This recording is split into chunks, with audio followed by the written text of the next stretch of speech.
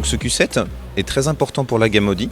Déjà le Q7 à l'origine c'est le premier SUV de la gamme Audi qui est sorti en 2009 et aujourd'hui nous le renouvelons.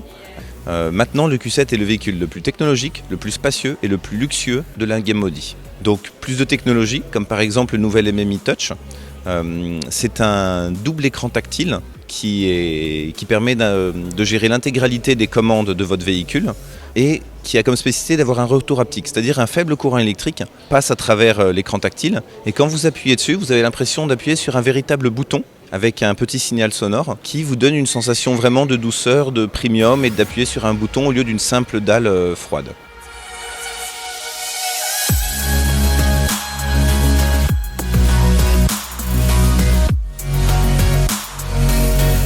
On a une refonte également de la manière d'assembler le véhicule avec une insonorisation beaucoup plus forte, notamment en couvrant toute la partie basse. Ce nouveau Q7 embarque également les dernières générations d'optiques de la gamme. Comme vous le savez, Audi, dans le monde des véhicules premium, a comme spécificité de toujours être à la pointe de technologie au niveau des phares.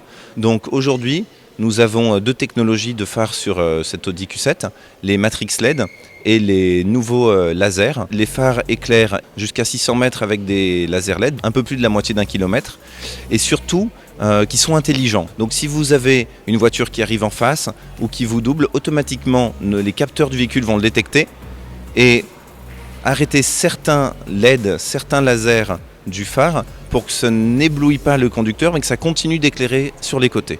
Aujourd'hui, on est là pour lancer le nouveau Q7, donc il vient d'arriver en trois versions avec une motorisation de 3 litres de 249 chevaux, 600 Nm de couple. Donc le moteur sincèrement est plus qu'agréable. L'accélération, le 0-100 se fait en 6 secondes 9. Système Quattro, 4 roues motrices permanentes de série. Le Prestige démarre à 700 000 dirhams avec du cuir, des jantes 19 pouces. Des feux LED, radar avant arrière caméra, ayant électrique, clé confort, siège électrique, double écran tactile, donc de 8,8 pouces. La version S-Line, la musique IP qui est derrière moi, fait 870 000 dirhams. Et donc elle a un S-Line extérieur, un S-Line intérieur, un toit panoramique, la navigation avec cartographie marocaine, le virtual cockpit de 12,3 pouces, l'écran central est de 10 pouces, point 1. Sincèrement, elle est, en termes de technologie, elle a tout pour plaire. En termes de performance, le V6 est plus qu'agréable à conduire. Et en termes de design, je vous laisse seul juge.